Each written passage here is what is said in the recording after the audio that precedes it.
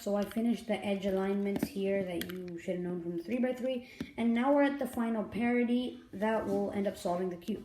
So here we've got this and this. 2 cannot be solved on 3x3, but 2 are, and 2 are wrong. So what you do is you place those 2 here, and you do this.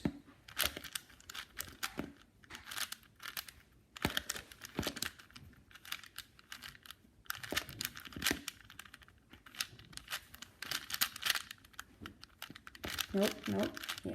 Here, this is fine. And you could see that it disaligned their edges, so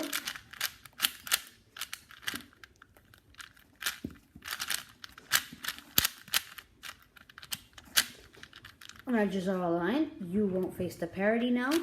So let's solve this like a normal 3x3. Flip the cube over,